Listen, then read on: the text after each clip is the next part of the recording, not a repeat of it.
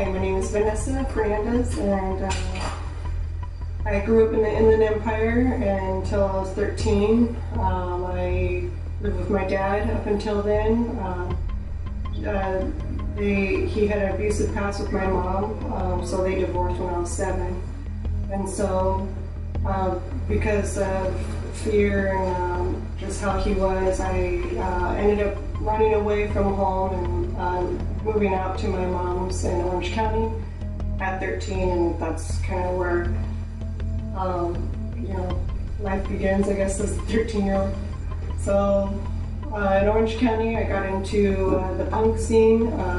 My mom, she was kind of absent because she fought depression, and she herself had a substance abuse problem, which I found out later. So she was there, but she wasn't there. So I lived my life in the streets, basically, but I wasn't gangbanging or anything like that. It was just all in the punk scene where, it's just violent, it's chaos. Everyone's looking out for themselves for the most part. But I still attended school. I took myself to school, and then I ended up graduating high school. I did everything on my own. I didn't really have much support from my mom because she was just always stuck in bed or sick or something like that. So even when I was an 18-year-old, I ended up getting a job and surviving and taking care of my mom at the same time, at 18-year-old. And then I was still running around the streets. I drank and everything like that, and but I never had any problems with substance abuse, but depression and anger is what got hold of me. And it was just a big battle in my own mind. And I didn't think anything would ever change ever, and I even met my husband. We met at a show, so we were just off running amok together in the streets. He and I, when we were just dating, we'd run from cops, and we'd be like hanging out in the alleys, going to shows, fights, witnessing tons and tons of fights, and still, fighting my own head and, fighting things in life. But and then when I got pregnant, and now I have 3 kids, and with the postpartum depression and that stuff, and I'm trying to be supportive, but also at the same time trying to be a supportive mom. And sometimes that anger and the depression came, and I, it would try to almost get to me, break me down, and I never thought there would be anything to save me. I tried antidepressants, I tried counseling, tried reaching out to friends, family, and nothing seemed to be helping me. I couldn't. My life was in a cycle. It didn't really actually hit me really, really hard until after I had my kids. After my first daughter, I felt like I was kind of just losing it. I wasn't me. I was angry. I would have outbursts of anger, and I wouldn't know how to control it. And even that, having my daughter see me like that, puts in even more guilt. So that adds on top of that. and then I have my second kid 3 years later, and then it was still just even worse. I never did anything about my postpartum depression. So I kind of just lived in it and dwelled in it, and just kind of rebuilt. I have this shell over me that hardened over year, and over year. It just got harder and harder. And so that depression, I think probably, it was the worst probably a couple of years ago, where it's just, I just didn't know what to do. I didn't have any, I didn't know where to go. I had no direction. I knew what I had to do or where I wanted to be, but I didn't know how to get there. And so like I said, just yelling at my kids, not being able to handle my kids, that was probably the worst hurt that I've ever had. And most mothers have postpartum depression. So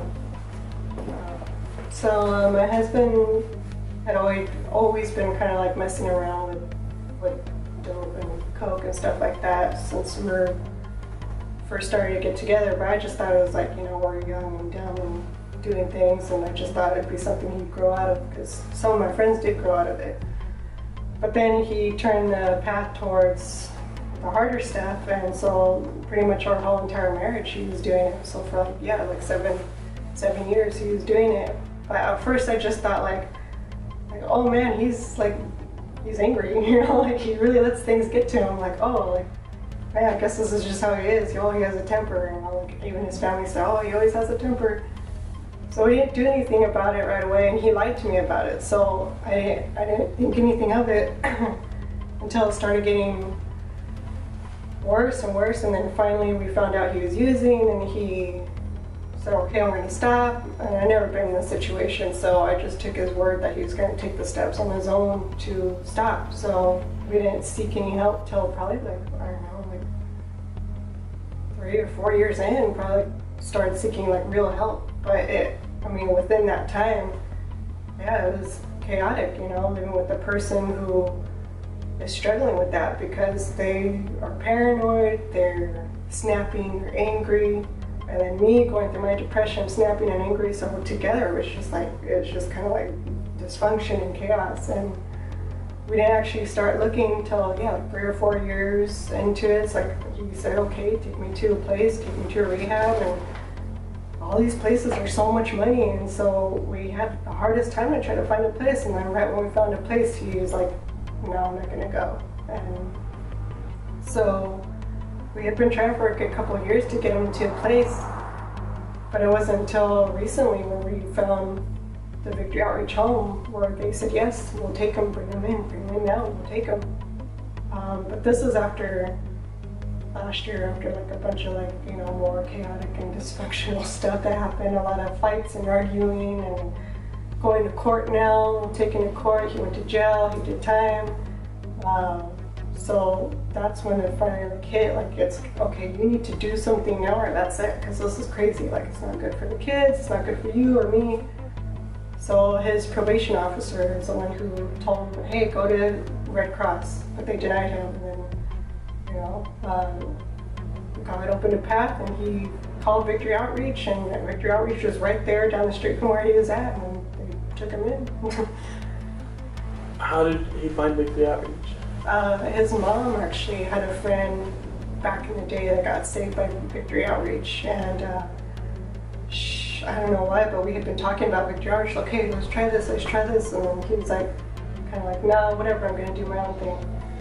But finally, when he was out in the street, like ready to go into a home, trying to find a place, had no job, had no car, so he can only walk or take the bus, but with hardly any money. I said, okay, if Red Cross isn't going to take you, or what's it called? No, not Red Cross. The Army, Salvation Army.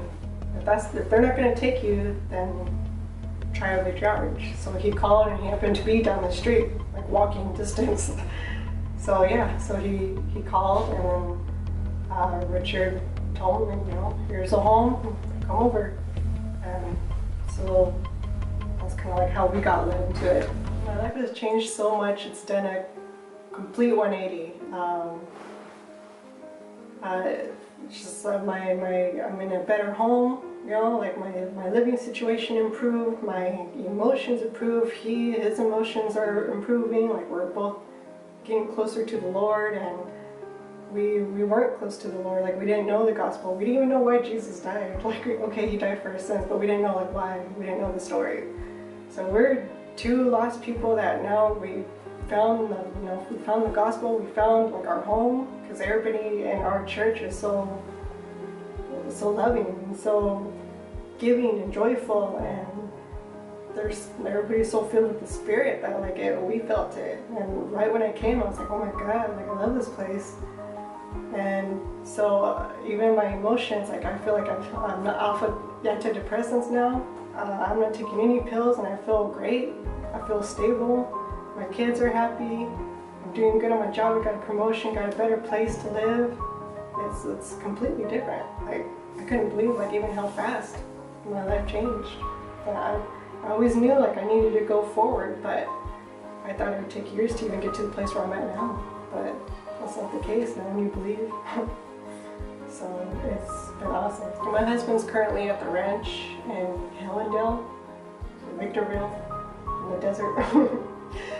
But he's doing good. He likes it. He's always been that guy to get his hands dirty. So the ranch is a place to do that. And so he's doing good. He's praying on, praying every single day a lot. He goes into the prayer closets a lot, and he's really building his relationship with the Lord. And we write letters right now, so just to have some space so that way I can grow and build my relationship with the Lord, and so can he. So right now we're writing letters to each other, and everybody around us is supportive, and they know how to make our situation successful. So we're looking up to our leaders, and they're really leading us into what path we should be taking. And so I'm so thankful for the Lord. I'm so thankful for Victory Outreach, because Victory Outreach, every other church, I've tried going to churches in high school, and even me and Bobby went to a church one time years ago just to try it out, and just even Victory Outreach is even showing those who are already saved and who do believe in Jesus. Victory Outreach is showing that, like, this is what it is. It's about joy, it's about faith, it's about love, and they are what the book teaches. And you know when you go there, because you feel it, you see it. Everybody's so happy. Everybody's so giving for their time. They're so like, if I don't attend service one day, they'll ask if I'm okay because they care. They're not, they take their time to see how another person's doing. And so that's why I'm so thankful for Victory Outreach, because growing up without a real family, I found my family. And so I can't wait to see what else is in store for us, for me and my family. Just in life, it's a journey. I learned it's a journey. I can't wait to see what else